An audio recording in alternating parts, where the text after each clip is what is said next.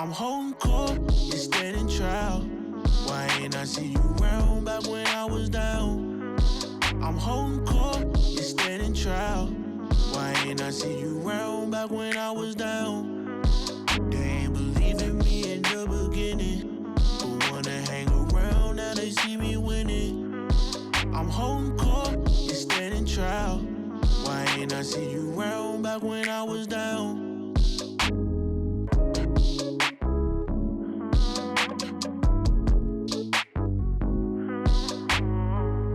What's up, world? It's your boy Big Herc from the Holding Court Podcast. Today's episode is sponsored by none other than my brother, Master P, Rap Snacks. Available in all stores nationwide.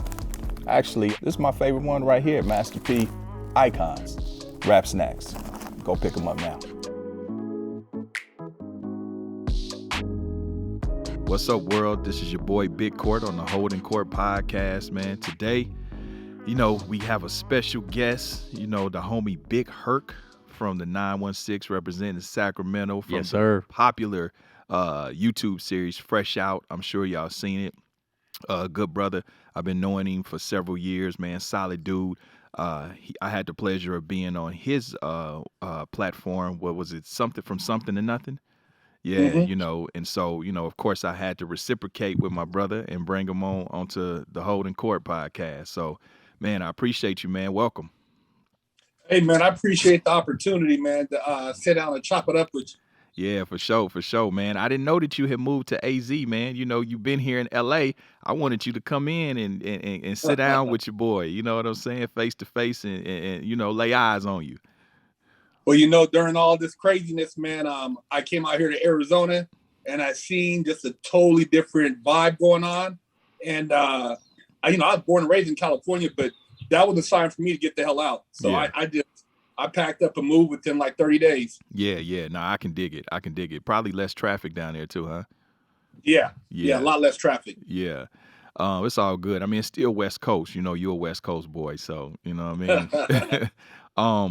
Man, I wanted to really bring you on, dog, because you have a very compelling story, an inspirational story as well. I've always said that our stories were similar, especially coming up. Only I escaped what you had to go through, but we'll get to that.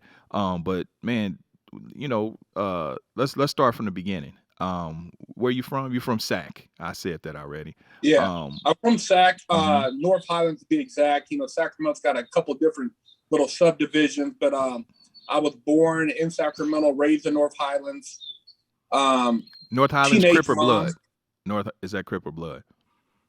Well, North Highlands has both. My big homies, a lot of them were Bloods. Okay. So, and then there was a handful of Crips. So it was always kind of crazy because every time we go somewhere, it'd kick off because Sacramento's predominantly all Blood.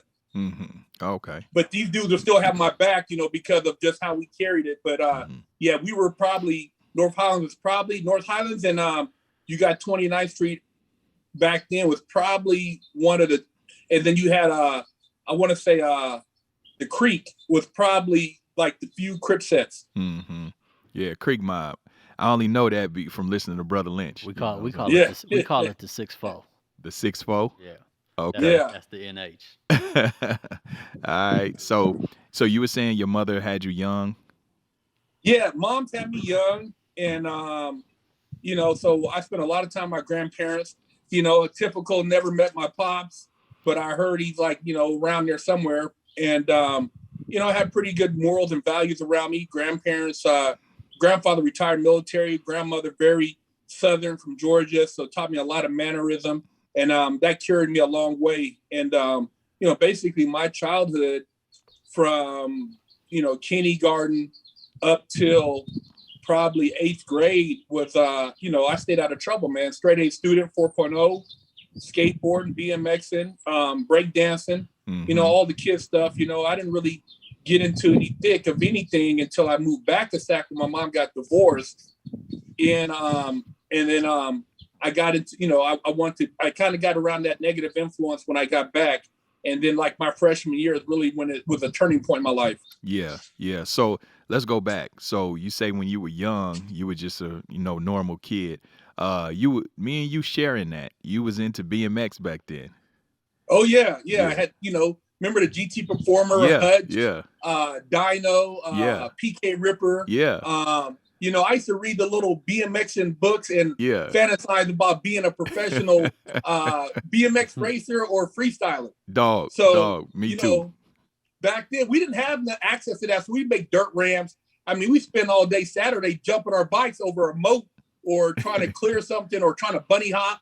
Who could bunny hop the highest? Yeah. And that was, that's what we did, but it really wasn't no black BMXers. I mean, I think there was one brother, remember that raced, he was professional, that I kind of looked up to. And then skateboarding was another thing I did. And there was one brother, I think he had dreadlocks, he skated for Madrid. And I kind of idolized him, but I was one of the few black skateboarders that would skate Haight Street in San Francisco, Chinatown Banks, Golden Gate Park, Embarcadero. I was out there in the mix with real skaters, back then in the early 80s. Man, that's crazy, Herc, because we talked about this before, and I took on to the BMX as well, man. I had subscriptions of BMX Plus and freestyling. You know what I mean? You still got the bike. I still got the bike. I still got them. You know what I'm saying? Matter of fact, I'm shopping for a Haro right now. You know what I mean? So hey, I was doing the same thing, but I was thinking I was gonna bust my head if I get out. Oh, now I ain't gonna do that. I ain't gonna try to do no tricks, because if I fall now, I feel like I'm a shatter. You know what I mean? So I know my limitations, but I had those same dreams in the hood, bro. I was one of the few young black kids that was really leaning into the freestyling thing. Me and my partner Malord, you know what I mean? And we used to bunny hop, make the ramps. I was probably the best. I was actually in the newspaper back in Kansas City for doing, for doing that. But we had like Brian Belcher. He was a black BMXer. We used to see him in the magazines and shit. He was from Kansas City. And we had Dennis McCoy.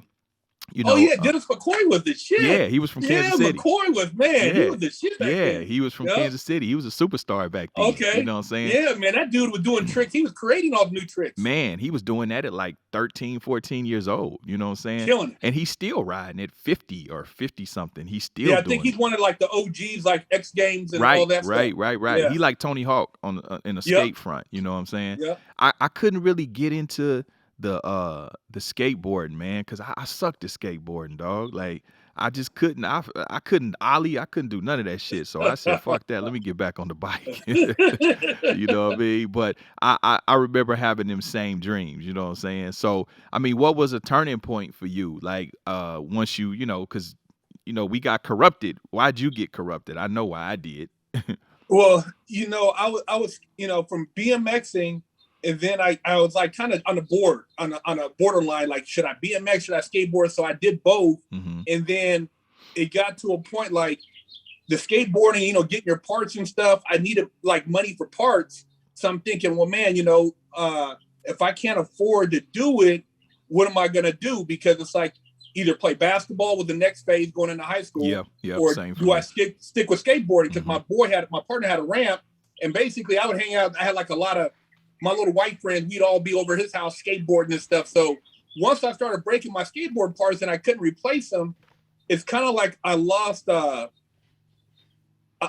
drive, man. It's like I lost faith that because I didn't have my mom working 2 jobs, trying to keep up. I mean, it was easier to go bounce a basketball than continue to try to, buy decks, because you had to buy a skateboard deck every couple of weeks. And I was kind of leaning more on skateboard because I was really good. I mean, I was one of the few guys who could ride quarter pipes. I could ride I could ride pool a little bit, street skate, and I was trying to get sponsored, but like, my grandparents and stuff, wouldn't nobody really back it. They thought it was just like something in the past.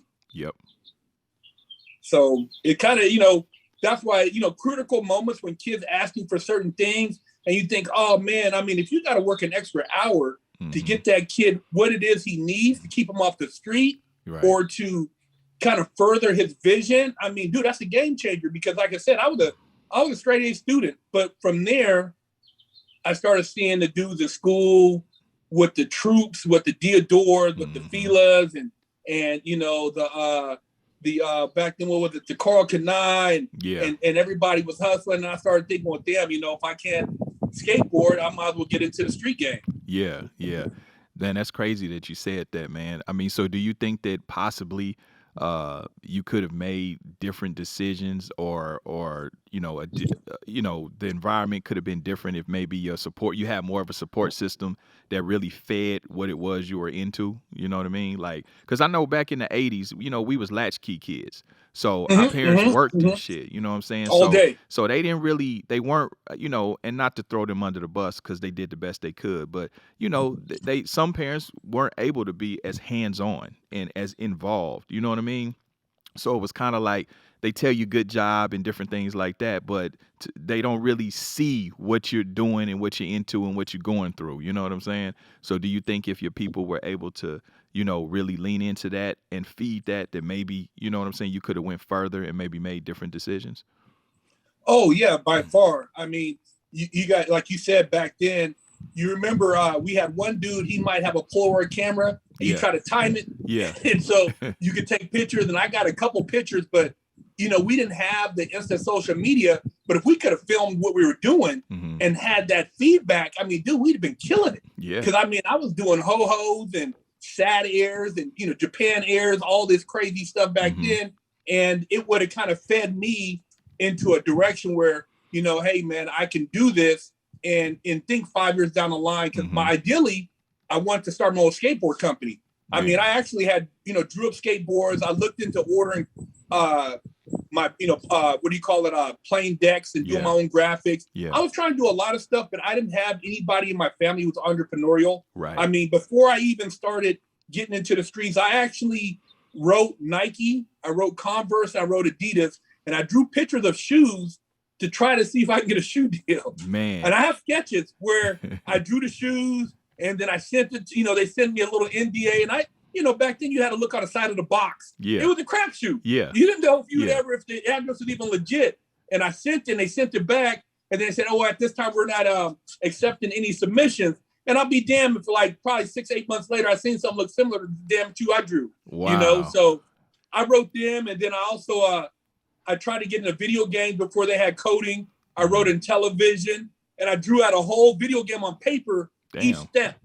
So I was pretty creative as a kid. I did a lot of things most kids in the hood don't do because I was trying to figure a way to become a millionaire. I wanted to be rich. I hated, like, when I would watch, Lifestyle of the Rich and Famous. Yeah. I'd watch that show religiously, and I'd be looking like, damn, man, that shit is like, that's how I want to live. Yeah. And I would ask my grandpa, like, man, why don't you, dude, you ain't never tried to be like these people? And he's like, oh, I'm not that smart, man, blah, blah, blah. I'm like, man, that's like a letdown. You don't believe in yourself? Right. And I believed in myself, so I was always willing to try different things to see if I could maybe get lucky. Yeah. So I tried all these things before I started selling any dope. Yeah. And, that's the killing part about it, bro. I can relate 100%. And I'm sure many people our age can, and probably even, the young kids. Our parents, that generation before us, they come from a different world. It wasn't about entrepreneurship. It was about getting a job, getting a good job. Or if you were blessed enough, your people would be trying to push you to go to college, you know what I mean? But get a good job, retire, work hard, you know what I mean?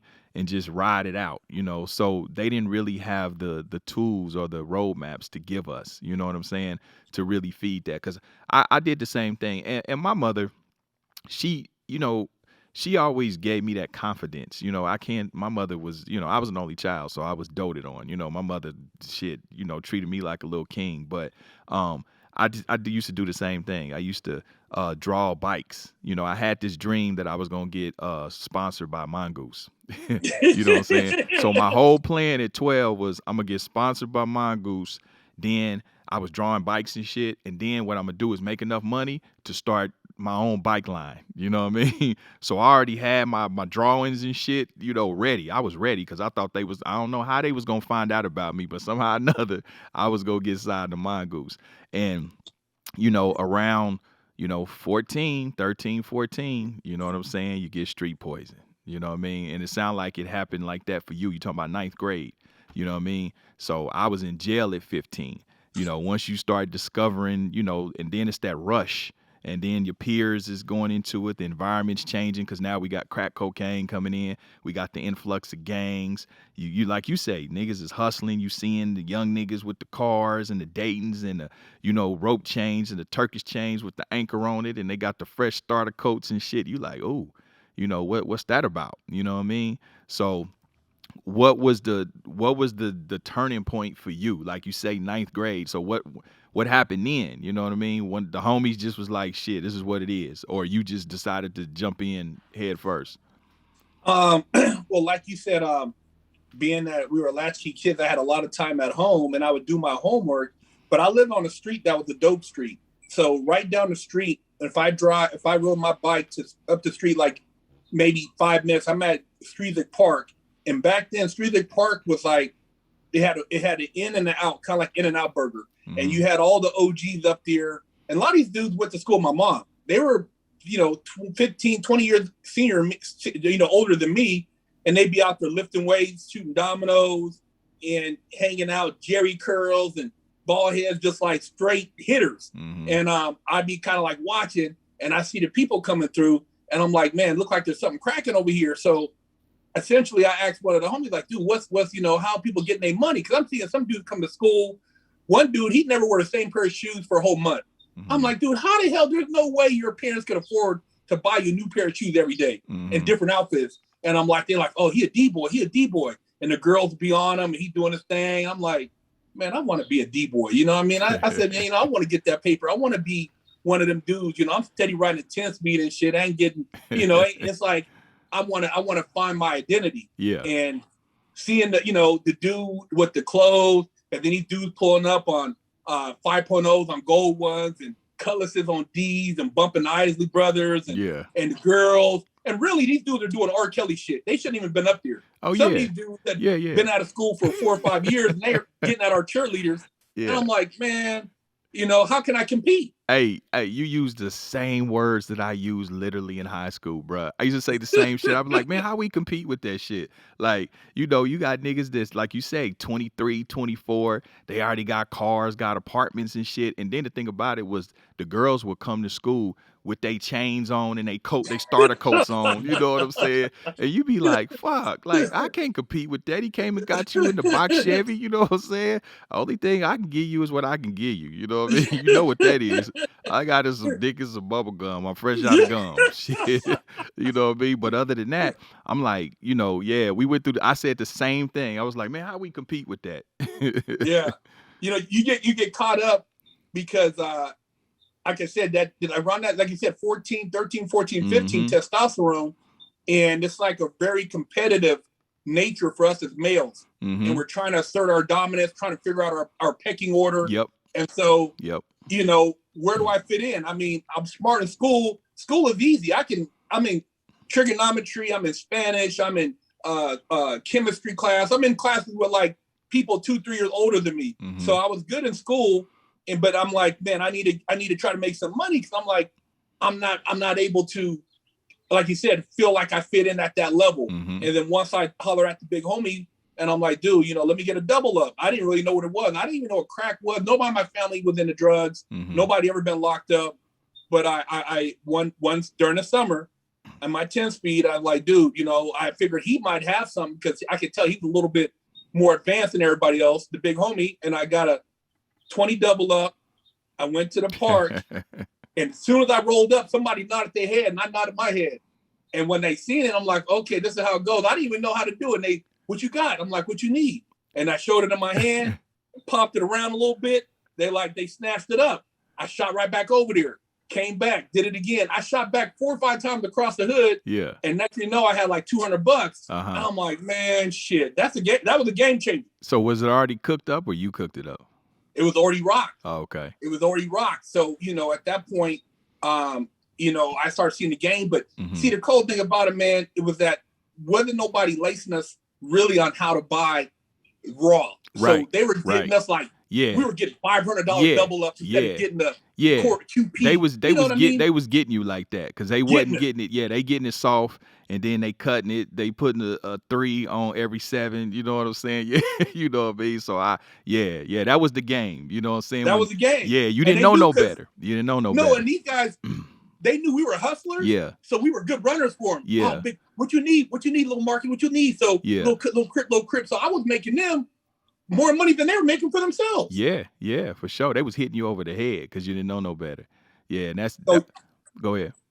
So no, it just like you said, getting around that, it advanced me so much as far as this maturity, because I had to stand out there with these grown men and not like get punked from my dough, but still get my customers. And I had 1 or 2 homies watching my back, but it just took me down that path, man. Because once you see how economics works, and then I'm looking at like my grandfather, he working all them hours and he eating, passing out. I'm like, dude, I don't want to be 40, 50 years old, like living like that where you are a slave to your job. Right. Real talk. Yeah, that was always a fear for mine too. When I was talking with the homie Jay Prince, that's what I told him. I said, man, when I was young, I kind of made a kind of an oath to myself. I was like, I mean, it may have been reckless, but at the same time, it put a sense of urgency, under my situation. I mean, I had my first child at 16. But I remember saying, hey, before I be working at a job and slaving at a job for the rest of my life, I'm going to go out here and grab it. You know what I'm saying? And, I heard you, bro. You heard, I'm going to go out here and grab it. You know what I mean? And that's an inside joke. Yeah, it's an inside joke. I'm going to go out here and grab it. And I was willing to, wholeheartedly go to prison or die, about getting to some money, and again, hustling with a purpose, you know what I'm saying? I knew that, okay, let me go in with a plan, but I want my time to be my own. If I got to be at a job, like I was literally at a point, Herc, where I told my old lady this. I said, if I had to go to court and the judge said, listen, you got to go to jail or you got to get a job, my next question would be, well, how much jail time you talking? You know what I'm saying? Like, that's how I did not want to be stuck on that hamster wheel. You know what I'm saying? Yeah. And, because if it's something I could do, then I'll go sit down because I feel like I'm losing time anyway. If I'm going somewhere working 10, 12 hours a day and just stuck on the hamster wheel of getting by, you know what I mean? Hell, I'm of no use to anybody anyway. So let me go, fuck it. Let me go lay up in here and let the state take care of me. You know what I mean? And let my old lady go, thrive without me being dead weight, because that's how I looked at it at the time. So I definitely understand, that concept. So once you start getting the hustling and stuff like that, did you win at that? Were you just kind of making ends meet, or did you actually come up? It was really short lived because I tell you, most of the people who were winning in the dope game back then their whole families were drug dealers, and my family was square. So everything I did was under scrutiny. Yeah. If I had an extra 3 pairs of shoes in my closet, my mom would be like, "Where'd you get those from?" I said, "Oh, I got a deal." My mom wasn't. She's like, "Come on, man. Those feelers back then, you didn't get those. Yeah. Where'd you get that Adidas sweatsuit? I know that's $100. Or where'd you get that?" We had a little the Rolex from the smokers and shit. Yeah. So you tuck all that stuff, take it all up, bring it in the house. But I mean, my mom wasn't stupid, so I had to be so sneaky.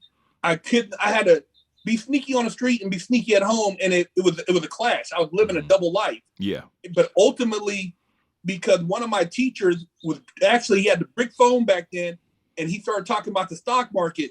And I'm like, man, if I sell this dope, maybe I can get me an account and start trading stocks. So I was thinking like, wow, business wise, if I could, take this money, and he was talking, but nobody in my family talked about stocks. So it was kind of foreign, but I was trying to get the game and figure out how do I open up an account? How do I trade? And then turn around and let that money build. But I knew that was how people had wealth. People who traded stocks, who owned corporations, they had money. And that was what they didn't teach us in school. So I tried to get at them a little bit, but man, it was like fighting an uphill battle because who could I talk to about this? Right. So I couldn't go to my people and be like, hey, I got a couple thousand. Can you help me get some stocks? They'd be like, I'd get into a whole argument. They'll take the money and be like, okay, you can't do it. I'd be in trouble. So I was like caught between a rock and a hard place. So I wasn't able to really take my game to the next level. So I sold dope for like the summertime and into the school year, and ended up getting caught up, helping a homie, and went to juvenile hall. Okay. You got a dope case? Caught a dope case at 15. And ended up going to juvenile hall, and the judge basically told my mom that she wasn't capable of taking care of me. So I became a ward of the state, and they sent me to the boys ranch. And in the boys ranch, it was nothing but gang bang central. You know what I mean? And in the boys ranch, basically everybody in there were professional drug dealers. Everybody. All they did, everybody went in there, made connections.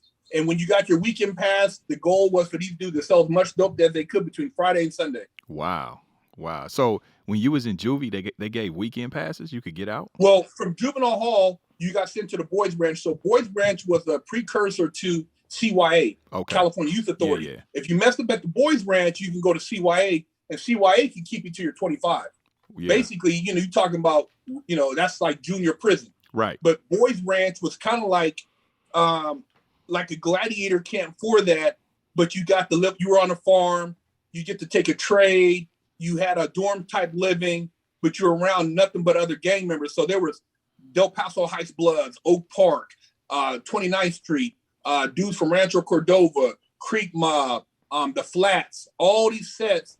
And so everybody claimed something. I mean, back then you couldn't be, the average dude up in there was hitting 2 wheels. So everybody was in there 225 minimum. And then you have some dudes like my big homie was hitting like 365 at 17. Wow. So everybody up in there was headbusters and just like straight gangsters, man. I mean, I was up in there when Bo was up in there, and that's when we used to beat on the table, and he'd be rapping like way before he even came out with Gas Chamber. Oh, really? So you was locked up with Sebo?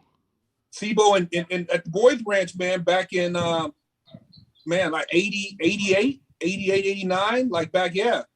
What kind of juvenile prisoner was Bo up in there? Was he wild? Yeah. Bo was about his business, man. I mean, he had a lot of big homies. Michael Ward. There was a lot of like just known Crips. Like these dudes were like just gangbangers, and like our hood and them were cool because one of my partners, my big homies, were from the South area, and he was known. So when shit kicked off, I mean, it would be like Bloods on one side, Crips on the other, and everybody had to be able to chunk them. Dude, you had to be able to, if you was a punk, I remember I had a beef with a dude, and he ended up coming in there, and I seen him, and my homeboy's like, hey, man, we ain't gonna have no bullshit, so y'all square up, y'all handle y'all business, or we gonna squash this shit right here.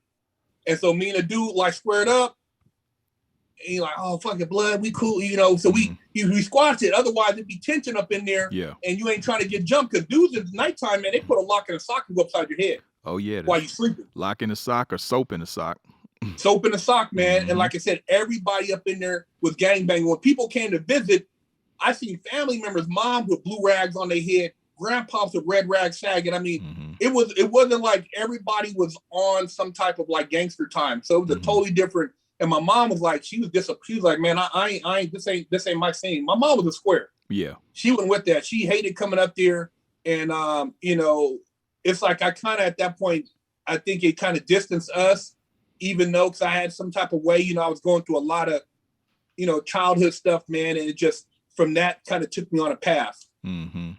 Yeah. I mean, so do you think that kind of at that stage of your life, you was lost. Do you think you were kind of acting out from, just kind of deeper rooted issues, shit going on at home, maybe dad issues or abandonment, things like that? I for sure, man. I look back now, and majority of the males in there, nobody had a dad. Nobody they had big homies, but there was really no father figure. So a lot of the things, like say if I would have had a dad who would have been like, hey man, get your ass from at the park. What the hell pop you upside the head. You ain't I ain't gonna be playing that shit. You're gonna go to football practice, or you're gonna do this, you're gonna go martial arts, or if you had that discipline. A woman cannot discipline a young man at 14, 15. You got to have a man. Yeah. You can't have two women. You can't have one woman. You need a stern male figure who that youngster knows he fears to a degree. Yeah. He loves, but he fears. Absolutely. Yeah, I agree, bro. it's such a it's the proverbial story, man. Such a similar experience. Same thing with me, bro. I'm an only child raised by just me and my mom. I was raised by women, actually, for the most part. My grandmother, my aunts. I was raised by strong, Me too. educated women. You know what I mean? The man that really kind of came in for a period in my life was my Uncle Ed. He was married to my aunt, and he was that alpha male. But I was coming to age. I was about 12, 13, getting a little height on me. And, you start smelling your piss, as they used to say. You know what I'm saying? And my Uncle Ed, he played for the Bears. He was from Gary, Indiana. And he had played for the Bears for a short stint. But he was like the epitome of alpha male. You know what I'm saying? And I remember he was going to make me tough. He took me under his wing like I was, a blood nephew. But he had such an impact on me, you know what I'm saying? But I needed that, and I didn't understand at that time, but and my mother wasn't weak by no stretch of the imagination. I mean, I used to watch my mama fight niggas, you know what I'm saying? My mom, I grew up around domestic violence, but it ain't like what you think, you know what I'm saying? My mother wasn't the pounded on damsel in distress. No, you know what I'm saying? She won some of them fights, you know what I'm saying? So my mother was still very strong. But when I got 14, 15, 16, I was damn near 6 feet tall. And like you say, man, she's still a woman, you know what I mean? And though I had a healthy fear and respect of my mother, it's still different. You know what I'm saying? I don't know why it is, but it is. So, they can't really get you like a man could, because my Uncle Ed wasn't around anymore. You know what I mean? So if he was still around, then I was really more scared of him than I was my mother. I remember thinking one time I had did some bullshit, and his child, of course, would be my first cousin, my cousin Edwin.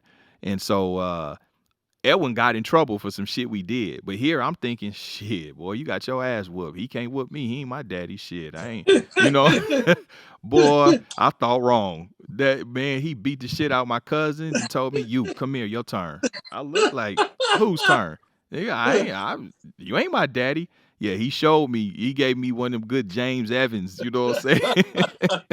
You know what I mean? But that's what I needed at that time, and I didn't realize that, of course, hindsight 2020, once you become a man and a father. But, that's why I think it's important in our community where you have mentors, you know what I'm saying? Because, see, I never had mentors. I never had somebody older than me to really stay close and say, hey, man, look, you fucking up, don't do that, dog. Like, I try to be to a lot of the little homies, you know what I mean? Like, hey, I know for a fact I done saved a couple young niggas' lives, because a lot of the young cats I know, man, they do that. They about that life.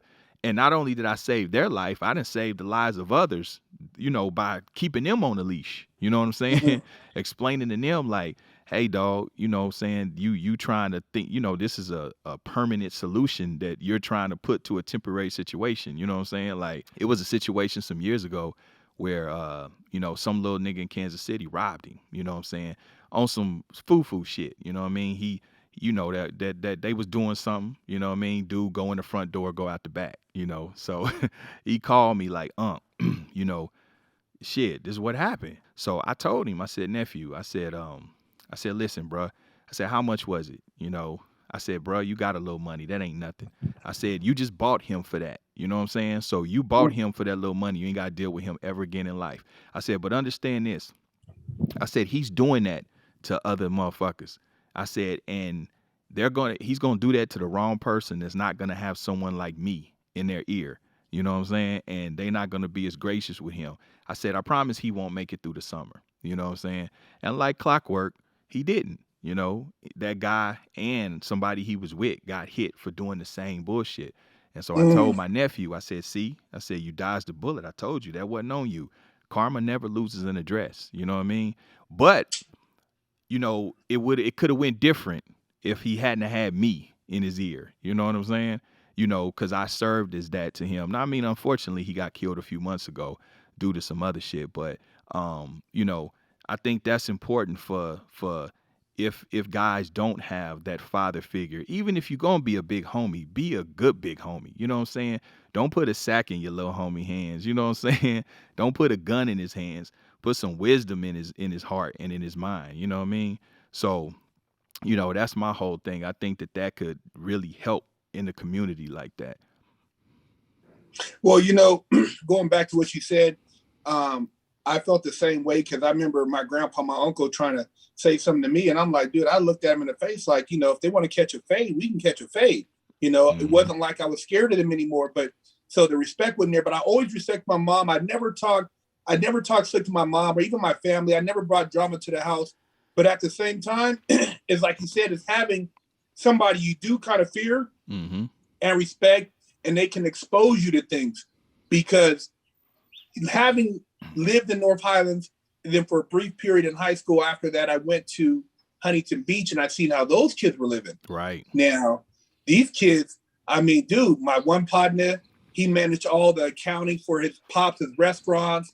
Another dude ran, he had his own strawberry field, and he had people working for him. Another dude, he, ran his other dad's business. So these kids are so far advanced business-wise. By the time they went to college was just a formality. Right. And that exposure, they didn't give a damn about no Jordans. I remember going to a party, and we used to play poker, and I used to be getting them, man, because I used to be decent at poker in Texas Hold'em. And I said, I made enough money tonight. I'm about to go buy me a box Chev, a Caprice Classic. And they all started laughing at me. Yeah. Oh, a Caprice Classic. That's an old family car, Herc. Oh, man, they were clowning me. And I'm like, damn, a Caprice Classic in the hood is the shit. Yeah, real But talk. I'm in Orange County, Huntington Beach. Ain't nobody driving no goddamn Caprice Classic. Yeah. So it kind of showed me like, damn, and I started really seeing it was enough to kind of let me see a little bit, but I still felt like I was an outsider because there was only maybe 3 other black kids in the whole school.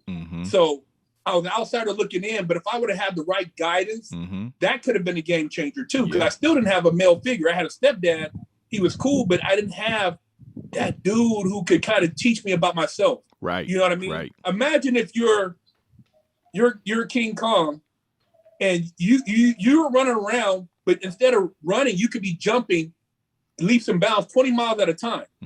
Or you can turn around and you can pull stuff out the earth and chuck it, but you're acting like you're a sheep, you're a goat. You're not even exercising your full strength. Right. And a lot of times we don't know our full strength until somebody helps us recognize that. You get the right dude, he looks at you like, damn, Court, man, you should have been at the combine. Right. Man, why is he doing this? Or man, you're capable. Let me show you this. And then you go and you might learn something about architecture or this and that. So exposure, man, is a big thing. And if you don't have that, you don't even realize half your talents. That's why most people in their old age fail from having that in life, but from not even reaching their potential. Absolutely. And nothing more tragic in life than a waste of talent. You know what I mean? And you're absolutely right, bro. Like, that's the thing. Like, that's why I always say, if we had people in the hood, that could map out the possibilities, you know what I'm saying? Shit could be a lot different for people, you know what I mean? For these kids. And, I try to lead by example and be that flashlight in the dark for them. You know what I mean? 'Cause when you're young, man, you can, you don't have the wisdom to have that foresight like that. You only living for now. You think you're going to be young forever. You know what I mean? So it's kind of a youthful ignorance that comes with that. And you have this thing where you think that, it can't happen to you. You know what I mean? Like, I'm going to be living forever. I'm going to be young forever. And some of it gets deeper, I think, too, because, not to play the race card, but a lot of that shit is systemic. It's the ripple effect from that. You know what I mean? Because if you think about it, some of the white kids that you went to go see, that you were around in Huntington Beach, their parents were allowed to own homes. They didn't have to face redlining, where they could own something. And back then with real estate, you could use your real estate almost like your house, almost like a credit card. That's how they were able to take their families on trips, where now they're able to see something different and be exposed, that exposure you're talking about, right? And then, they're able to send their kids to college because they were able to have that ownership. They were able to get decent jobs. Even if they didn't go to college, they still were able to get, go work at GM or Ford or you know what I'm saying? Or even own businesses if they chose to. So it gets deeper than that, and it's a ripple effect, where a lot of times our people, especially in our era, they were just trying to survive. You know what I'm saying? They would just. Well, think about this though, Court. What's been the biggest influence in our culture? In terms of just impacting the youth, the dynamics of communities and people trying to emulate others. Okay, music, TV. You go back into the 60s and 50s. Young black men wore suits. They were sharp. Right. You know, you had these brothers, man. Whether it's the Commodores or the Ford Tops, everybody was sharp, man. People talked articulate.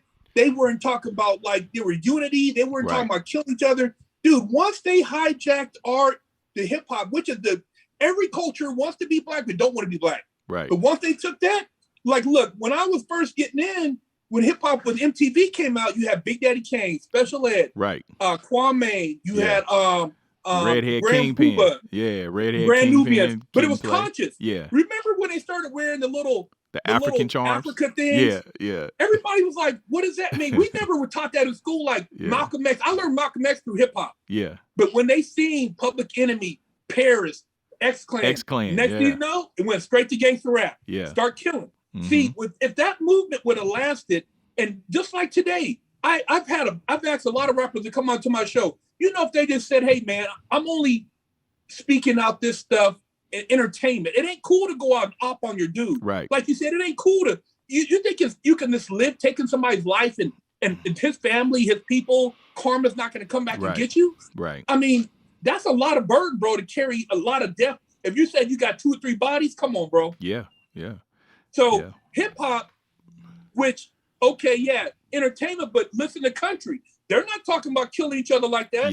Yeah. No, I agree to an extent, Herc, and when I was younger, because I was a artist, you know, and I was a gangster rapper.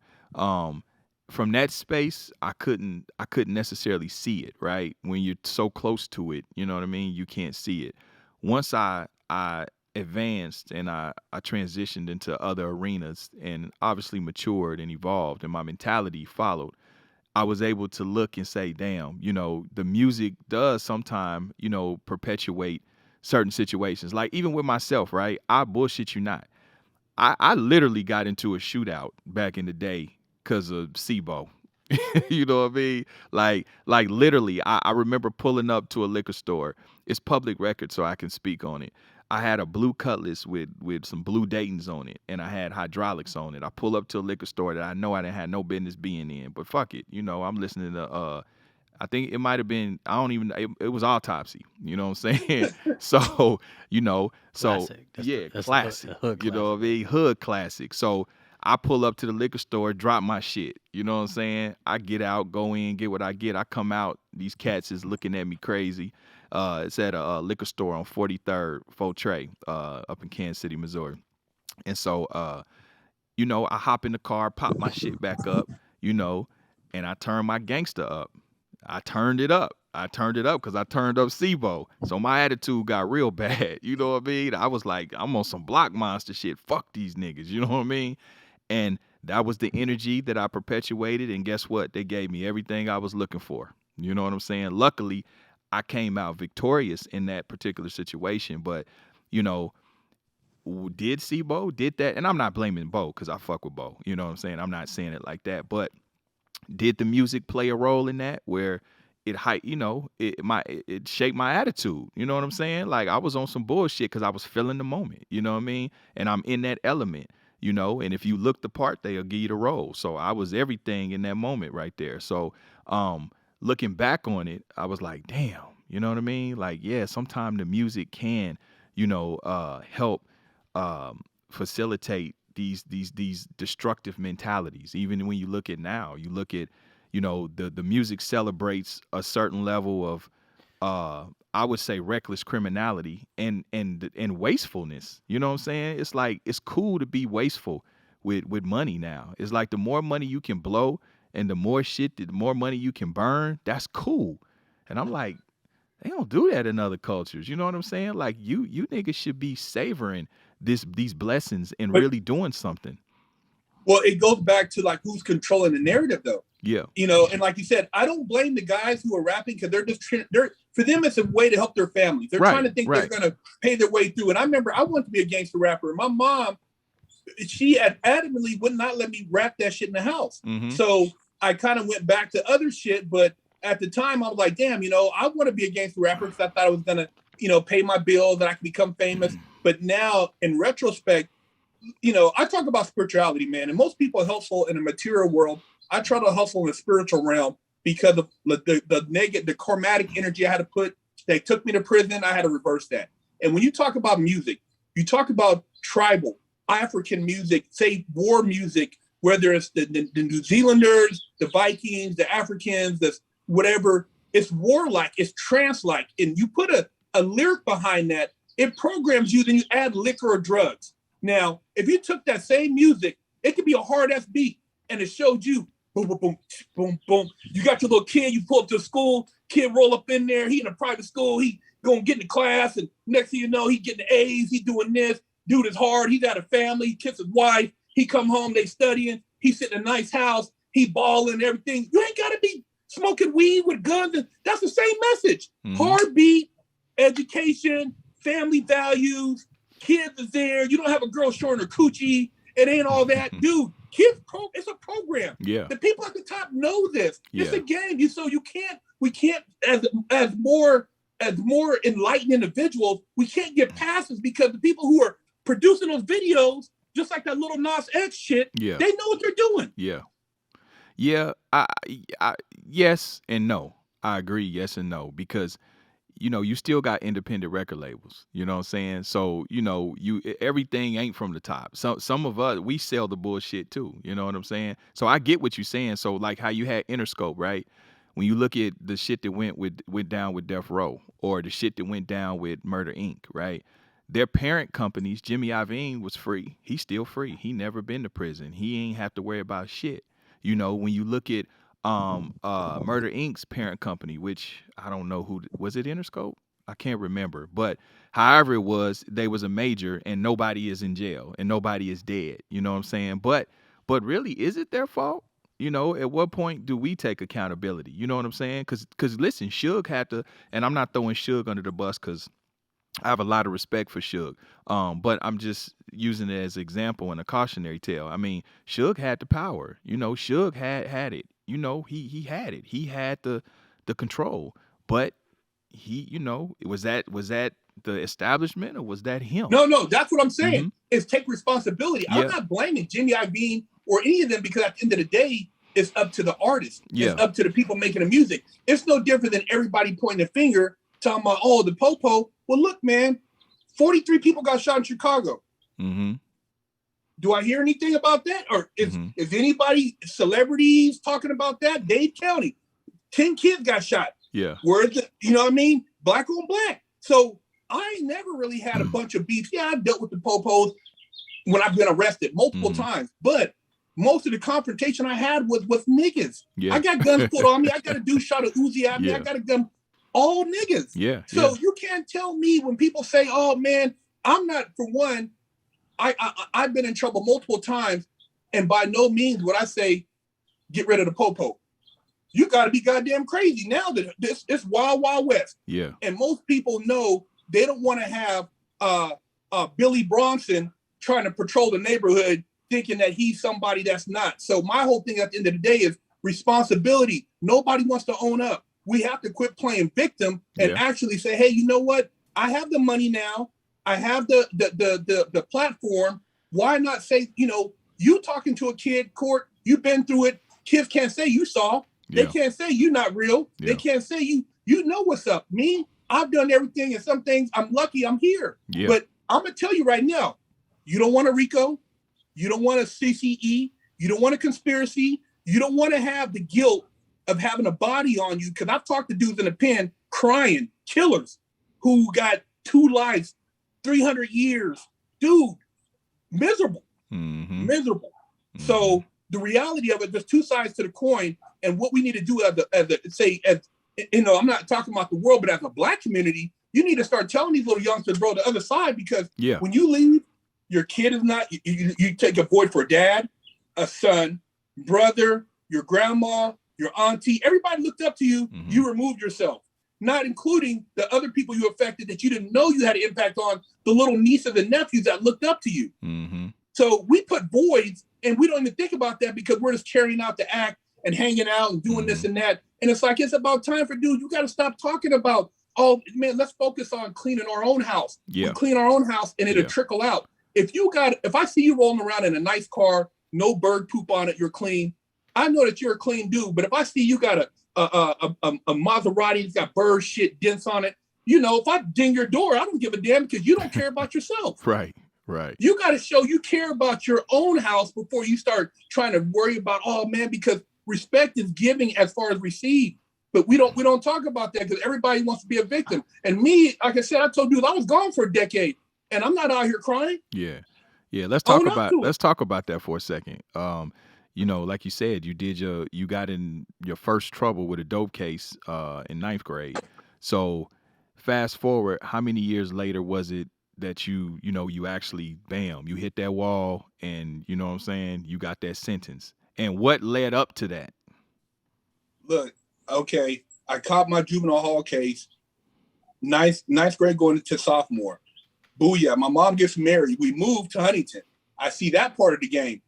But 2 years, so I barely started, I got exposed to that whole OC bubble and these suburban kids and, trying to figure out how do I fit in. I felt like, man, I hated it, man. I hated it because these kids, man, the girls, I didn't know how to, it was like, I'm used to spitting game. I was having dope money. I was doing but I was like, I didn't know how to acclimate into that nerdy culture until my senior year. I kind of got a group, but then my mom, I turned 18 and they transferred. So when they moved, it's like, man, what do I do?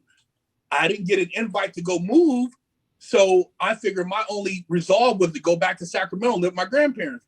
Man, it's Sacramento, man. The homies were up to all type of shit. These dudes were kicking in doors, robbing dudes, gang banging. I remember hanging by apartments. Dudes got pissed. It was just like, it was stupid. I claimed that I was going to go play football, but there were so many distractions.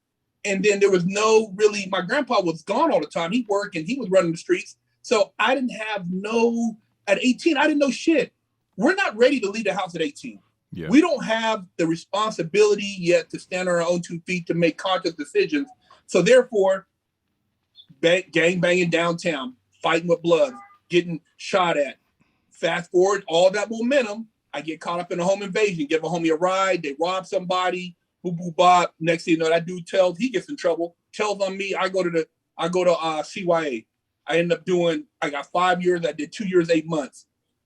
Even in that place, I still had potential, but it wasn't cultivated.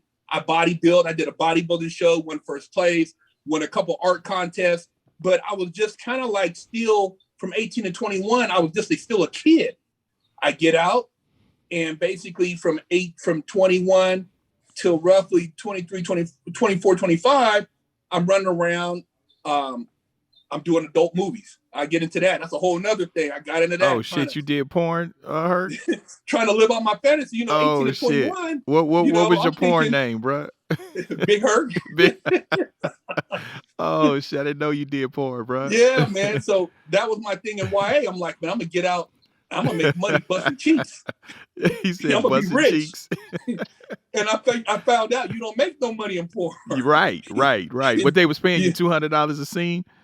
$200 a scene, a good week you might make $800, but you looking like you living a fantasy, but it's work. Yeah, it ain't what you think because you got a motherfucker with a camera directing you, telling you what to do this, do that. Back then, you might have 10 people in the room. Wow. So you talking about the big cameras? The boom mic might be right over your butt cheek. So how you know so much about this court? About what? How you know so much about it? Because I'm a producer. Thought that was just me. Guessing. So it's rough work, man. But anyway, doing that, and then I eventually went back to college, and then started selling weed again. Got back into the gangstership. So I was still in that circle, which eventually led to me doing a bank robbery. And the bank robbery, after doing the bank robbery, bro. So hold on, Herc. Slow it down. So I want to talk about the bank robbery. So walk me through that. I'm talking about like the home who come like the homie say, hey man, look, we can hit this savings and loans. You gonna drive. We got to walk me through the whole plan. Well, basically one of the dudes that I knew from the porn industry. He kind of knew I was a gangster just because how I carried myself. And he's like, hey man, I got a lick, man. We can go rob this bank out here in Ventura. And dudes, these homies, they've been hitting these banks, man. It's a come up. And I'm like, I'd already been doing a lot of street shit. So I knew about how to pull a lick.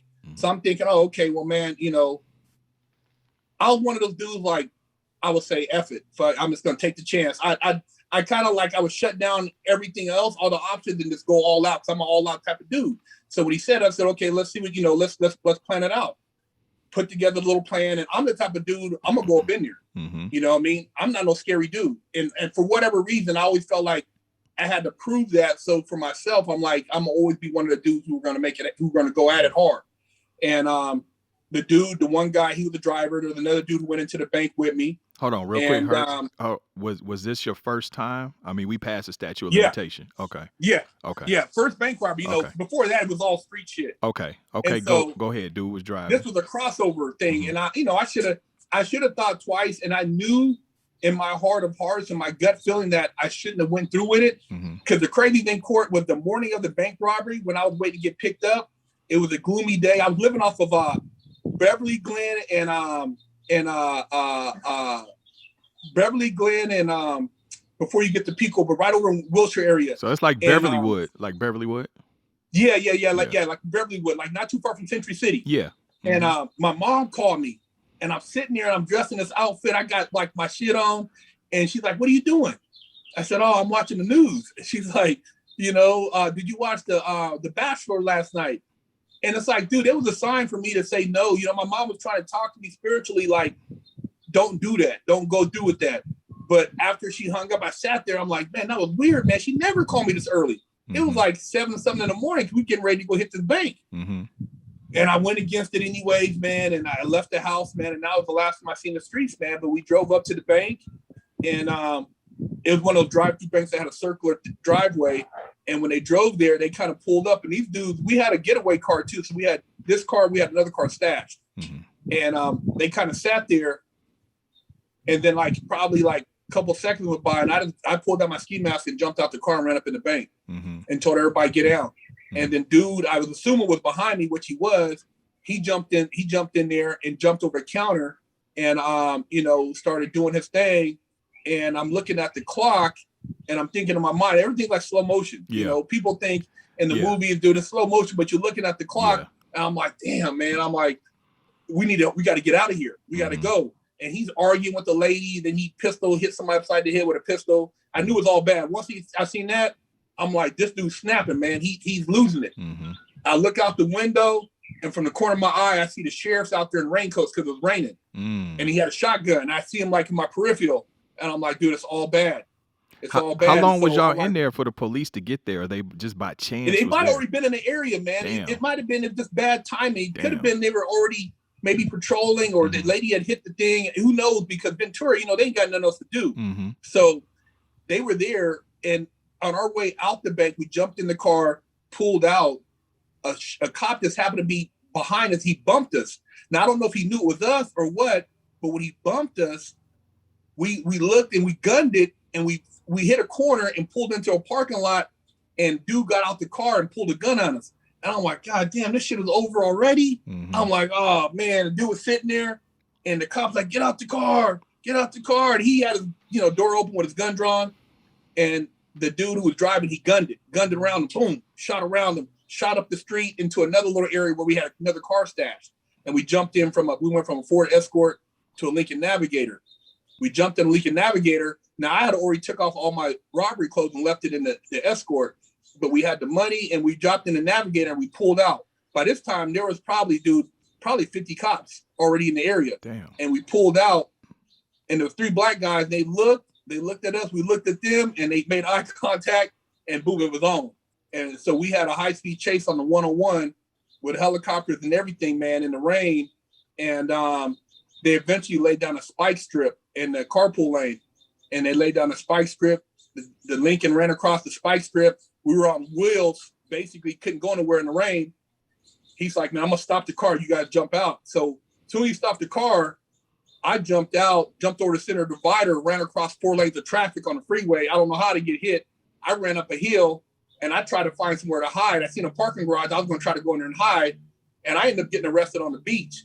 The other 2 dudes got arrested inside the car with the K9. The K9 went in and got their ass. Wow. So that was a wrap. I was sitting on the beach. They're like, get on the ground. You know, it's helicopters. And I'm looking at the ocean. And that was the last time I seen the Pacific Ocean. Wow. And I get handcuffed. And I had a epiphany at that point, like, dude, this is a wrap, bro. You got to change. This is it.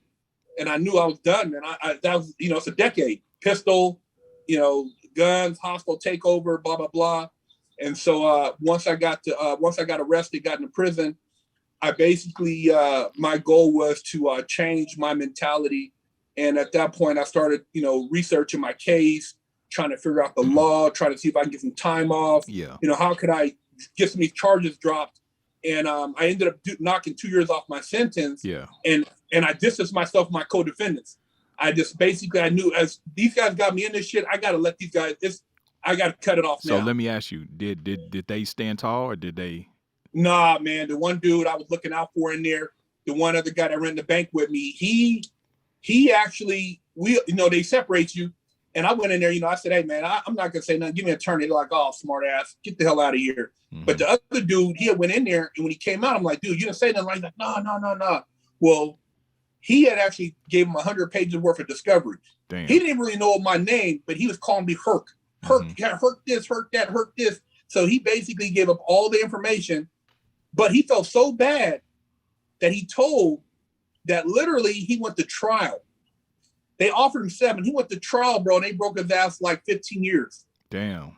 He went crazy in prison. Wow. Stopped showering, skin broke out, basically had a mental breakdown, bro. He lost it. So what's crazy, like I'm the only one alive still for my case. The other dude who was the driver, he got out before me. He caught lupus. He died. Damn. The other dude, he got out from a mental ward. He did like probably 10 years of his time in a mental institution, was living on Skid Row. He was the guy like years back that got shot 8 times by LAPD. They said he tried to reach for a gun, homeless dude, and they shot him. Damn. Okay. So both of those guys are dead. Wow. So you pled out on yours? I had no choice. I played out to 10, 120 months. And then the whole time I was in prison, I basically helped other people with their legal work and filing briefs and stuff like that. And I spent all my time basically educating myself about business and just spirituality. So what facilities were you at? Lompoc USP in 2000. That was the first spot. And, you know, USP, Lompoc, they call it the castle back then. It's like one of the oldest penitentiaries on the West Coast. But the average person in there is doing probably 25, 30 years. Wow. I mean, they got dudes in there 5 lives plus 100. Carmine Persico was there when I was there. A lot of like infamous like people who was like powerful on the East Coast. They sent them all the way to Lompoc. Yeah, I was about to say Persico is from New York. Colombo family. He was in the same unit. I didn't really talk to him like he did his thing, but he older guy. You would never know. Dude was a cold gangster, bro. Cold gangster. But there was a lot of big time dudes there from like, you know, East Coast, Baltimore. They had some dudes there, some twins. And they were like, dude, these dudes are cold G's, man. But they shot them out there because on the East Coast, a lot of these dudes have too much pull. Too much pull, yeah. Too much influence, yeah. So they shot a lot of the dudes there. And I was there for 18 months. My points dropped. I went to Sheridan, and I was there for a couple years. And from Sheridan, I went to Herlong, and then I paroled from Herlong in 2008. Okay, so that's feds, right? Lompoc, the feds.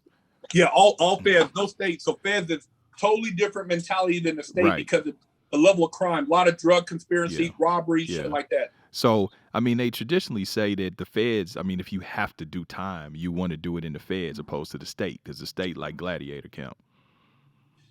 Feds is more educated. It's gotten real bad now because of like the immigration situation. So it's been flooded. But back in the day, I mean, they had, you know, a lot of, you go there and get educated, go to college, you come out and become a millionaire, you know, just through learning how to like buy foreclosed properties, how to invest in the stock market. I mean, I learned about the stock market in there. I learned about LLCs in there. I learned about how to write scripts in there, how to write books. I mean, there's a lot of dudes.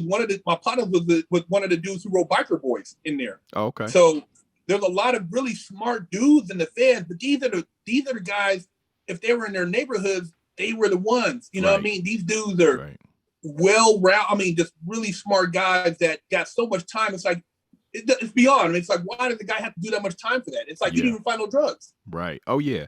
You know, that's what I call ghost dope. You know what I mean?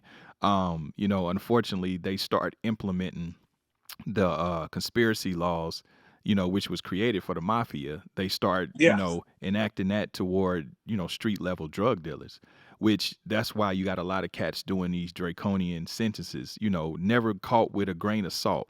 You know what I mean? But if enough people said it's you, then it's you, you know, and that's how that conspiracy thing worked. I got a partner of mine, Chevelle, Rat.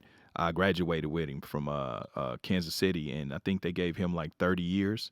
Never caught him with nothing. And then the killing part about conspiracy is they so cold with it, bro, because somebody on his case got caught with a quarter brick and a pistol, right? He got caught with it. They charged everybody wrapped up in that conspiracy for that quarter brick and that gun. Yeah. It's like, how the fuck do you do that? And I read through his case. I mean, the feds is a cold piece because they literally charged him with, he got that RICO. I was just saying, that's a RICO, right? He got him with the RICO. Yep. Never caught, not with a grain of salt. Same thing they did with Big Meech. But they literally had wiretaps, but he never said anything reckless. But they said from their investigation, they pretty much estimate that he could have been doing. I'm like, you convict a motherfucker on what he could have been doing and what you think he was talking about?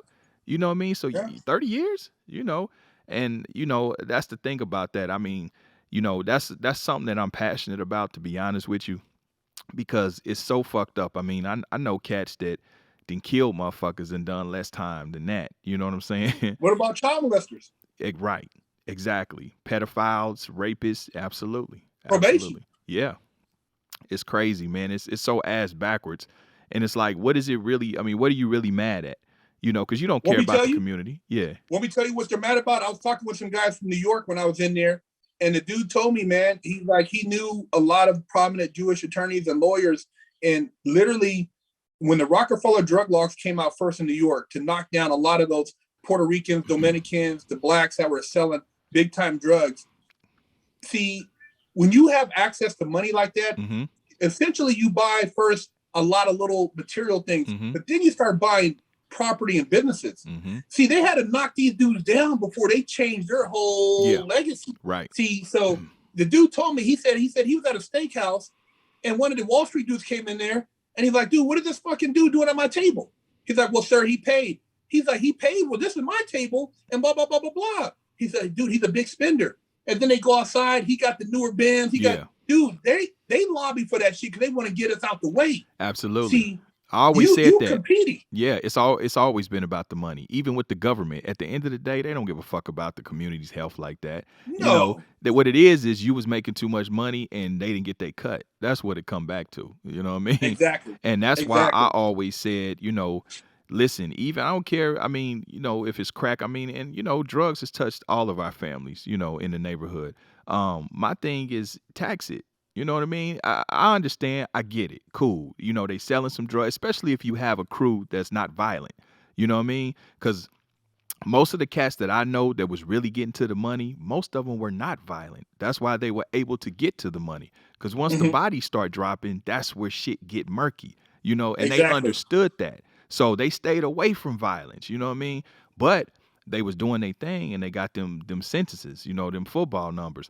But at the end of the day, I was like, but that doesn't make sense. You know what I'm saying? If I get it, he was doing wrong. He was doing a illegal business. He made all this money. Okay, seize his shit. Put a tax lien against him. Because that's really all it's about. If you feel like through your investigation he made $5 million, put a tax lien on his ass. You know what I'm saying? Okay, make him go sit down. What's the sentence for not paying taxes on $5 million? You know what I'm saying? Okay, give him that. You know, instead of sending him to prison for 40 years and you never even caught him with shit, you know what I'm saying? Like that seemed like that would be the most plausible thing. But again, it's a tool. It's a bigger play there. You know what I'm saying? You get 2 for 1. You know what I mean? You got a nigga selling the dope You gonna throw him away. Then you got another motherfucker robbing and killing for the dope. We gonna throw him away. So it's really like a tool just to eliminate all the pieces on the board. Well, too, Court, it's like you take those same people. It's like saying, like, okay, I've been through the fire. You take some of these other guys who actually have the ingenuity to make money in a place where there look like there's no money. Imagine if you taught them dudes the game, the Wall Street game, the LLC game, the real estate game. These dudes will be out of control because they have hardly any education, but yet they were able to do that. You give them a little bit of guidance, it's a wrap. Absolutely. I've always said the D-boys make some of the best CEOs and business people. I mean, because they already have the predisposition of that. They already have the business acumen. It's innate. It's already in them. You know what I mean? It's just focused to the wrong thing, obviously. You know what I mean? But if they were given a different opportunity or shown something different, then they could definitely level up like that. You know how they even do that in prison, Court, is that, like the Wall Street dude, they send them to a camp. See, they don't want to send any of the D-boys to the camps because you get around them dudes and you get the game. You get the game, yeah. Oh, bro, you come outside, you're a millionaire because you already got shit cracking. So they know if you learn that, if you were able to pick up on no structure and make structure, if you had a little bit of structure and somebody just told you the ropes, dude, it'd be game over with. Yeah, information is power. But like they say, man, you want to hide something from a nigga, put it in a book. So at some point, we have to take responsibility and educate ourselves. You know what I'm saying? Because education is key. I used to think that shit was a cliche saying when they would say knowledge is power. When you was a kid, you'd be like, knowledge is power, education. We just want the money. But then when you get older, I even found myself hurt, and I'm not too proud to say it. I thrived at certain things in business. I was able to create a multi-million-dollar real estate portfolio, just to be honest with you, from little hustle money, but there were instances where I found myself in spaces where I could have really seized the moment if I had been formally educated. I just didn't have the information. I just didn't, and that's where they edge us out, is they have the knowledge and the information, So a lot of times I tell, young guys, man, listen, educate yourself, you can, and this is the thing, anybody can get money. Really, the science is keeping the money. You know what I'm saying? That's a whole different feat, is keeping it and building the wealth and making your money work for you. Another thing I want to ask you real quick, when you were in prison, right? What was it just came in my head. What was the craziest thing you witnessed? I mean, doing 8 years, you had to see some crazy shit. I mean, as far as what I've seen, I mean, I try to stay really out the way, but I seen, coming from the yard, there were dudes who owed debt. And some of these dudes would think they're slick and they would never go into the chow hall, would never leave the unit. And they think they could just go to work and come back and nobody would catch their ass. And they'd owed for, it could have been drugs or bad gambling debt. And, essentially somebody will buy that debt or they're going to send a hitter, you're going to get caught up. And I guess one cat, he owed and he thought that he could just keep going to work and going back to the unit and living out of his locker and he wouldn't get caught up. And I guess they caught him going from work, man. And basically the dude looked like, I don't know what they did to him. He was stomped out, but there was blood coming from everywhere. And it was just like a puddle of blood walking through the into the building from the metal detector where dude was just like leaking. And literally you don't even look down. You just keep walking. Yeah. You try to get as far away as possible. You don't see if there's a vital, nothing, because if you get anything on your boots, you touch anything, you say you've seen something, and then it's all bad, bro. Because now somebody might try to get you for saying that maybe you're a possible witness or you're working with the police or anything like that. You just let it be, man, and you got to keep walking. So it's like it strips you of certain humanity things because you can't be a human. I mean, I've seen another guy in a stairwell who got stabbed in the neck with a chicken bone, bro, and he was bleeding. And he looked up at me, bro, and I couldn't even stop, man. I couldn't even reach down to help him because I don't know who stabbed him. And then if I reach down and help him, people are like, man, you don't be doing, you don't help Corey. How you know that dude? You don't. I couldn't even do nothing, but he was another human being. But I seen him, man, and I didn't know if he was gonna make it. He was leaking, and somebody got to him because they couldn't get to his partner. And then I seen him after that, and he looked at me, man. I looked at him, bro, and I couldn't even, I can say nothing, man. What can I do? Yeah. If I pick the dude up and do something, man, I'm fucked. Yeah. Did That's he bleed? gonna Did he follow bleed me out? now. Did he bleed out and die? He made it. Oh, okay. That dude made it. He had some scar, but I seen him, and I seen him after that, and I know he probably looked at me like, you didn't stop. You know what I mean? But what could I do? Yeah, but he got to understand the politics, though. You know, he in there. Of course. Yeah. Of course. He was a New York East Coast dude. Mm-hmm. I mean, but it's just like whatever goes on in there, you got to watch what you get involved in, because it's such a eating with somebody, man, and then you find out this dude is hot. As soon as you find out the dude is hot, you can't fuck with him, and you might have to check the dude that you just had a spread with. Yeah. Wow. So, I seen a dude, this dude, he's from Sac, man, blah, blah, blah. That's your homie. I said, dude, I don't know that dude. Where he from? Oh, he from Oak Park, he from Sac. I'm like, dude, for one, I'm not from Oak Park. For two, I ain't never fuck with dude. And sure enough, his homie, his celly was a New Jersey blood, and the dude went to the hole. This dude stole some shit from him. And so when he came out, they punished this dude. Mm-hmm. I'm like, they mopped this dude. He's a blood. He got mopped by East Coast blood. Mm-hmm. But now, how I said this was the homie, yeah, I would have been in there getting mopped up too. You would have got it too. Did you get tried in there quite a bit, or you just kind of stayed out the way? Nah, dudes. For one, I trained every day, and I was on my game, bro. I did a couple miles on the track, worked out every day, and I pretty much carry myself in a very dignified manner. So a lot of dudes like tripping out, and they're like, man, what are you in here for? Hurt? Credit card fraud? I'm like, nah.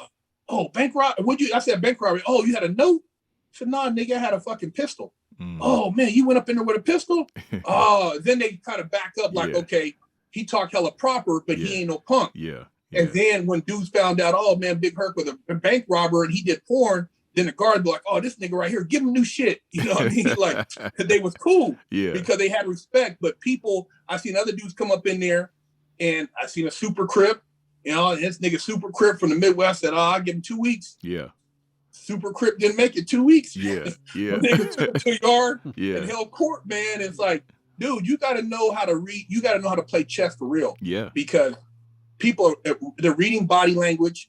They're constantly seeing if you're soft, if they can do this and that. So, I had to slap one dude, but other than that, I didn't have no problems because dudes knew I was about my business. Yeah. Damn. That's a testament right there. 8 years and not really, how did you navigate with because I know this shit can get tribal when in the politics, when the riots and shit kick off. Like, how did you manage to navigate not getting mixed up in that whirlwind? Well, a lot of times, like for myself, I found my mentor in prison that changed my life, man. I found the older brother in there who was doing 20 years from South Central, man. Shout out to the homie Giles. He took me under his wing. Him and another older ex-Vietnam vet guy, a white guy named Harold, were two of the most impactful people in my life that changed the course of my time. As far as my homie Harold, the white guy, gave me the game on the monetary system, the Federal Reserve, about the government, about the Constitution, about congressional acts. He taught me everything I know about the law. Giles gave me a spiritual aspect on how to be a black man, how to be proud, how to not carry myself like a nigga, how to have a sense of self, how to have pride. And so I took both of those different people's input, and it molded me. And so I was one of the few people in prison that had a clique that was multicultural. Mm-hmm. I had an Asian cat in my clique I fuck with, a Korean dude. I had partners from South Central. I had a dude from Belize. I had a couple brothers. I had my partner who was from Hawaii. I had another dude who was North Daniel. So I got down with a lot of people, and even dudes from like Mexicans from down south that don't mess with blacks. When they see me, they're like, Big Herc, man, you cool, but I can't work out with you. I can't really talk to you, but you cool. Yeah. But if you get out, man, I want to fuck with you, man, because you about your business. Because dudes knew I was solid. They always see me with some books. They always see me studying. I was helping people. Yeah. See, by being able to help somebody, I help dudes with their traffic tickets, with their priors. I help dudes get back into court. I was an asset. Yeah. So an asset, I can maneuver. Plus, when the CO seen that, they're like, dude, this dude knows how to push the paperwork. Leave him alone. Mm-hmm. Mm-hmm. So a lot of times I was able to maneuver and like, hey, man, don't go to the yard today. Hey, man, load up on some commissaries and shit might kick off. Mm-hmm. So I had an inside scoop. Yeah. And so I was able to maneuver like that. But to be honest with you, Court, the most of the tension and animosity I got from other blacks. Yeah. I almost got into it a dude from the East Coast because he seen me carrying a book bag going to the library. And he's like, man, why are you always up in the library? I said, man, because I'm trying to figure out maybe there's a law or something I missed in my case and I can get out early. He said, what you in here for? A bank robbery? He said, did you do it? I said, yeah, I got caught high-speed chase. He said, nigga, just do your time. I said, nigga, you do your time. And he looked at me like he's gonna pull a shank out. Me and him squared up. And I'm like, this nigga's crazy, man. Wow. Yeah. That type of mentality, nigga, do your time. Don't study. Walk the yard like me, nigga. Just get with the business. Yeah. Yeah. That nigga was hating. That's what it was. That nigga was hating. Oh, man, straight demon. Yeah, he was hating. What it was a video. Ain't it a video of you running across the highway? I just saw the picture. Yeah, there's a picture. I don't know who took that picture, but it shows me with a beanie and I'm leaping over the center divider. And like I said, I know how LA traffic is. I don't even know how I made it across that without getting killed, bro. Yeah. We're gonna put it up on the show of traffic right in the rain. Right. Yeah, we gotta put that clip up, bro. You look like a Jordan on the side of a Jordan, huh? Trying to get over the motherfucking wall. I had to see. I'd have paid to see you try to hit that wall and go across that median, man. Oh man, I was athletic back then, man. Yeah. And as soon as that car stopped, man, something inside me told me to run, man. And I just shot across there. I didn't even see the cars. I was moving so fast. Wow. Okay, I see you. Look like you had on some fatigue, some pants. Did you have on the fatigues? Yeah. I see you. It was a red Navigator. Yep. Damn. Yep. Okay. That was it. Both of them guys are dead, man. Wow, that's crazy, bro. I'm glad you made it. So once you do your time, you educate yourself. Obviously, you come out more, in a better space, enlightened and evolved. So did you go to a halfway house? I went to a halfway house. I did 3 months in a halfway house. But prior to getting out, I basically had like a journal, and I was the whole time I was in there, I never worked a regular job. So my only hustle was doing legal work. Mm-hmm. And, I had a pay you no mind job where you make like $3 a month just to go sweep the yard. Mm-hmm. But anyways, I focused on business ideas. And one of the ideas I came up with is Fresh Out. I'm like, I'm going to come out when I'm going to make a show about ex-felons, what they do life after, because lockup shows all these dudes, hardcore, oh man, yelling through the bars, all this raw stuff. But most of those guys are drug addicts. They can't make it on the street. Mm-hmm. And they're basically in there living their best days because they couldn't provide for their family otherwise. Mm-hmm. So I want to show the other side and give back something positive to show, hey man, you can break the cycle. You can become successful. And so when I kept that on the back burner, and that was one of the things I wanted to do. So I saved up. I had my homegirl buy a video camera while I was in the halfway house. And some other stuff. Like I published a book in there, How to Get Down the Porn Game. I published that in prison. I made a bunch of copies of that. So I was like, I'm going to be a movie producer. I'm going to be an author. I ain't working for nobody. I'm a hustler. Yeah. And that was my thing when I was in the halfway house, was hustling. And so while I was in the halfway house, they want 25% of what you make. Mm-hmm. So I came up with a fake job, fake checks. I had somebody make me a fake check stub, and I would go out and just find oddball jobs and then pay them out of my pocket. Yeah. And so the whole time, I was one of the people, I never had a legit job. Wow. Ever since I don't know how I made it. Listen, I met you, so you got out in 2008? I met you around 2009. Yeah, 2010, that's what I was about to say. I met Yeah. you in like 2009, 10. Yeah. I had been out maybe 2 years, 18 months. Yeah, because I know we met in the gym. You look like it too. I knew you was fresh out. You know what I'm saying? Because you didn't even have on workout gloves, my nigga. You had on gardener gloves, like them thick ass. I said, oh, this nigga just got out. And then I could tell by the way you did the pull. I'm like, nigga, all these machines in here, and he's still doing bar work. Like, you know what I'm saying? You doing dips and shit and pull-ups. I said, oh yeah, this nigga fresh out right here. You know? But we hit it off right off the bat. Yeah. You know what I'm saying? Real recognize real. Real recognize real. You know what I mean? And I've known you to be a jack of all trades. You know what I'm saying? I know you to get out there and get it and hustle. And every time I see you, I would always see you in something fly. You always in a nice car or some kind of kitted up, souped up something. You know what I mean? So you started the Fresh Out YouTube channel, which is a very successful channel. Congratulations, because I watched you build that thing. You know what I mean? You started that when? I want to say 2013. Mm-hmm. So I got out and I shot actually with that little handheld camera. I shot some stuff, but it was pretty rudimentary. It wasn't really polished. And, I was just trying stuff. And then I met my business partner, which you met, Anthony. Mm-hmm. And we kind of, I told him about my idea. And from there, we found a neighbor who was a camera guy and we started shooting. And our first interview was Cali Muscle back in 2013. Mm-hmm. Man, Cali done came up, bro. Oh, he blew up, he bro. Came up. I remember you telling me about Cali back then. And I met him a few times. I actually met him at one of the what's the show? One of the, what do you call them? UNPC shows or you? Yep. Yeah, when he was down there competing in Culver City, and Cali came up, bruh. Cali came I up. seen him at the gym, and I'm like, dude, you mind doing an interview?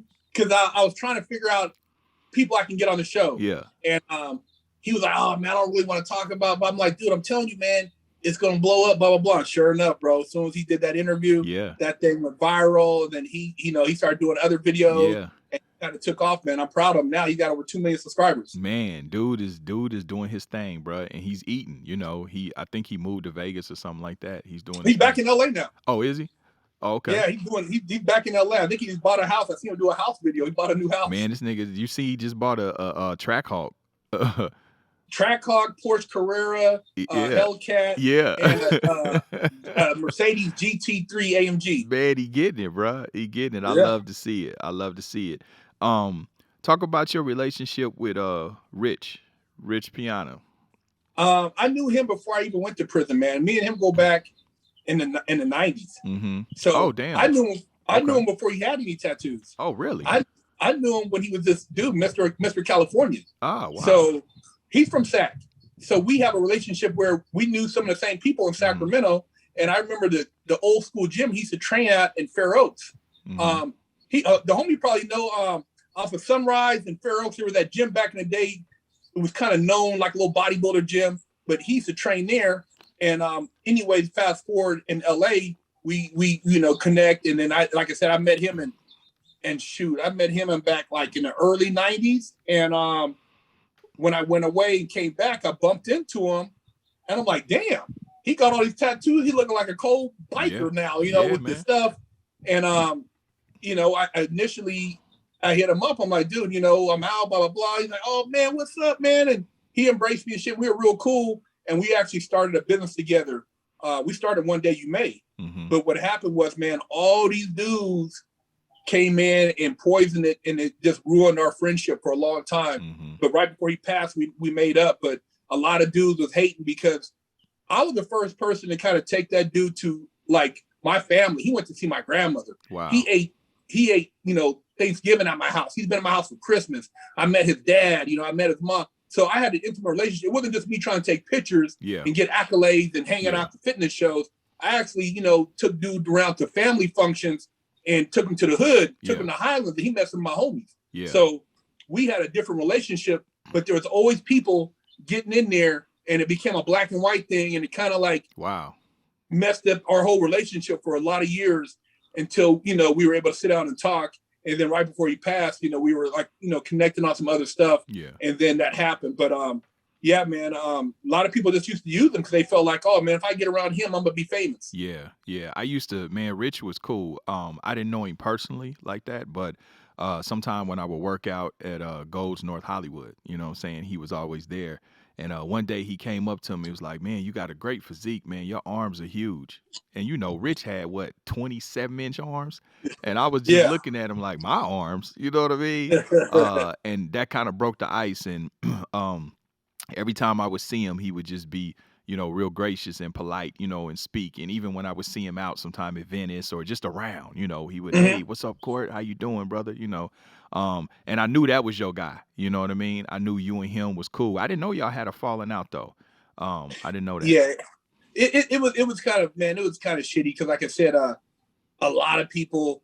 I introduced them to certain people, and then those people would try to get closer and say shit. Mm-hmm. Herc is trying to do this and that, and it's sad, man, because you don't see the real ones, but I was probably one of the realest friends he had. Yeah. I wasn't trying to hang around him for the bodybuilding stuff. Like I said, you ask anybody else if he went to their house to eat dinner or, go do stuff. I mean, we went to Vegas to the Olympia together. Yeah. I took him to, we went a lot of places, man, when we in the cars. Matter of fact, remember your boy, we went and saw you at your boy spot. Remember in LA who had the youth thing? Remember I introduced him to him too. Remember your partner, he moved and bought the school out in the Midwest.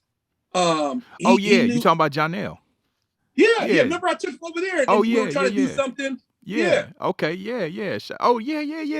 Remember? I forgot. Remember? Yeah. I forgot we all you met know over Janelle. there and we were trying to do a project and trying to talk about doing a show and stuff like that. I remember. So, damn, that was a long time ago. Long time ago. Yeah, that was a long time ago. Yeah. Because matter of fact, when I see Janelle, that's when I had the purple Porsche. Yeah. When I see Janelle, he asked me about you. Yeah. Okay. Yep. Damn. That was a long time ago. Wow. Damn, we go back, Herc. Yeah, because I remember we were trying to come up with show ideas. And remember me and you used to kick around different ideas. Yeah. And I said, I'm going to introduce you to my partner. He said, because I think you're the one who told me to go down to holler at Janelle. Yep. And we pulled up and we were talking in there. And then old boy from the movie came in there and he introduced us to him. Remember the dude from the Pit movie from Oakland?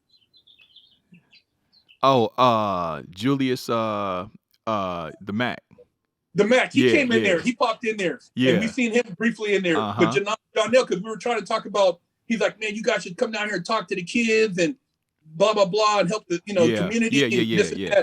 Max Julian. That's his name. Max Julian. Yep. Yeah. Okay. Yeah. I remember that. Wow. That's crazy. Man, rest in peace to Rich Piana. He was super popular in that world. You know what I'm saying? Dude went everywhere and commanded attention.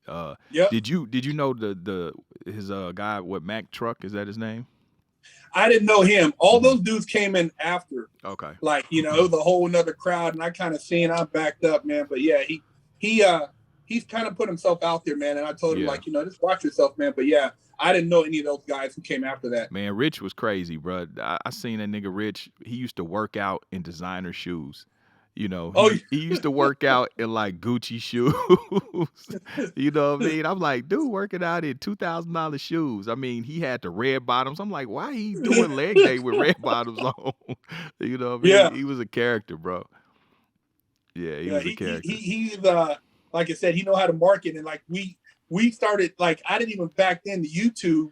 I remember we did a couple of YouTube videos, but we didn't even know really about YouTube back then before it really started taking off. And then next thing you know, he started his channel. He kind of blew up. Yeah, he got most of his paper from his product, from that 5%er.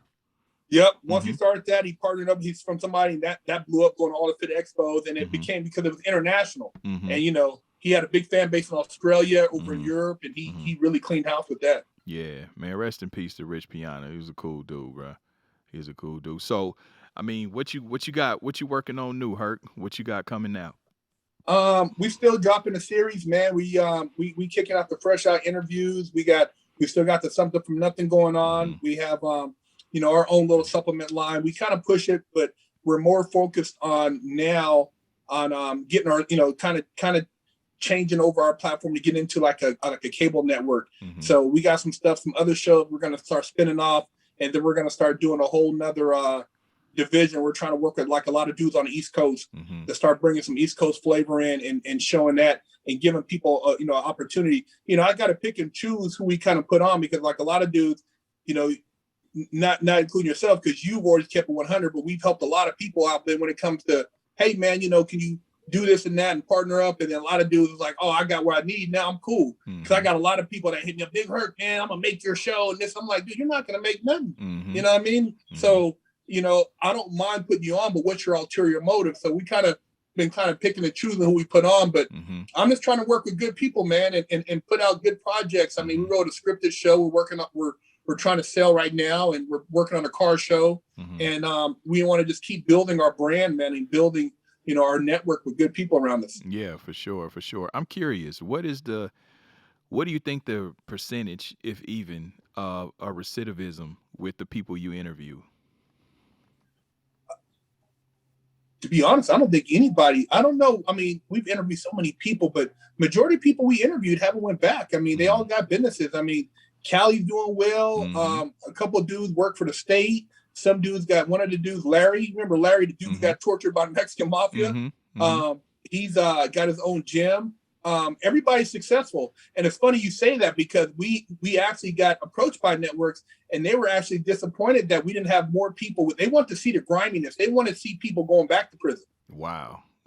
They didn't want to see the success. They're like, you got a great show, but what about the guy who's hooked on drugs, who's going to go back? We need to see that guy. We need to see the guy that's not, prison. He didn't learn. And he's like, but I'm like, dude, there's enough of that already. We're trying to show kids that, for one, you don't need to go to prison, but for two, you can become somebody still. You can become somebody that's contributing to society. Yeah, that's why I wore the homie shirt today.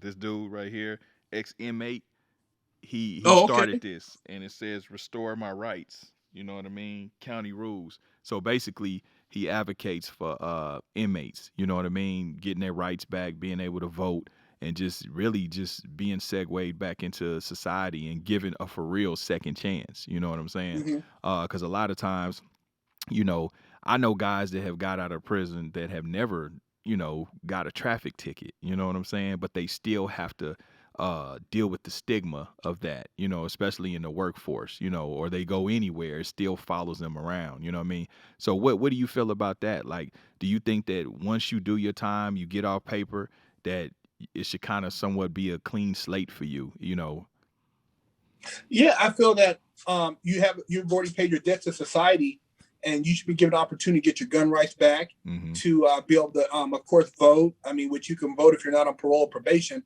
But like for myself, I got a federal case, so I can't just get a pardon from the governor. I would have to go through the United States government. I would have to get a presidential pardon. So that's one of the things I want to focus on next, is getting that pardon from somebody in a political position, so that I can get all my rights restored. But my homie, man, he got out, man, got his case expunged and got a pardon. And man, he's a real estate agent and about to get a broker license. And dope. Man, it's like, dude, why shouldn't a person who be able to make the same financial opportunities as the next person when they pay their debt? Real talk. I mean, one of my childhood friends, actually, we were on the same case together. When I told you I went to jail at 15, they were going to certify me as an adult, but I lucked out, but he was 2 years older than me. So he got charged on the same case with me as an adult. So he ended up getting a 12-year sentence. I think he did like 6 or 7 on that. He got out in, it might have been 98 or something like that, 99. He never went back. At this time, the job that he got out, the job that he got when he got out, he still is there. And at this point, he's like damn near the CEO of the company. He's right under the owner, making 6 figures. You know what I'm saying? Like, and he literally started on the floor. He started because it's a bad company. So he literally started, on the line, doing the work, doing the hard work, getting paid hourly. He making 6 figures now. Yeah, I told him, I was like, man, I'm proud of you, bro. Like, you know what I'm saying? You came home and never looked back, never been in no type of trouble. And I know actually, me personally, I know more people like that than I do that go back. You know what I mean? So it's something to say to that. I mean, everybody that, think about it, man. If we all are judged, for the rest of our life based on our worst moment, what incentive do we have to change? You know what I'm saying? What incentive is there to change? So, I mean, everybody's flawed. Everybody has done some shit. I've done a gang of shit. I just lucked out. I tell people all the time, man, I say this all the time. God allows some fools more time to get it right. You know what I'm saying? Because he knew my heart. I done took so many penitentiary chances. When I tell you I done threw rocks and stones at the penitentiary, but I had a lot of people praying for me. So I'm always rooting for the underdog, and I'm always, sympathetic to that fight, you know what I mean, in that struggle of ex-cons. That's why I supported my homie shit, you know what I mean? So yeah, man, I just wanted to touch bases with you, bro, you know what I mean, to get your story out there. I think, I want to give you your flowers, while you're here. That's what I do on this show. And just say, even, I appreciate you, you know, and I know you're a positive dude. You're a positive brother. You lead by example. You know what I'm saying? You definitely represent well for cats from the hood and cats, you know, that come from the penitentiary and come from the struggle. And, you know, I love the way that you turn your whole life around. You turn your whole situation a negative to a positive. You know what I mean? So keep doing what you're doing, bro. I appreciate you, man, and thank you for the opportunity to come on your show and share my story. And like I said, tell these people, man, check out Fresh Out, man. We doing it big and just really putting a positive twist on something that has a negative stigma. Yeah, for sure. Tell the people where they can find you. They can find us at Fresh Out on YouTube or Big Herc 916. Also, freshoutseries.com and bigherc916.com. Okay. Hey, man. Yeah, now we'll put it in the link, man. They got 500,000 subscribers on YouTube, so let's get that to 1 million. And you know, we from the same place, man. We North Highlands, California. Yeah. So I appreciate you being on the show, brother. Hey, man, the invite, man, is like I said, man. I really thank you for having the opportunity. Yeah, for sure. I just had to reciprocate. You know, real recognize real, Herc. You already know. Mm-hmm. All right, well, I tap in with you, brother. All right, thank you, man. Cool.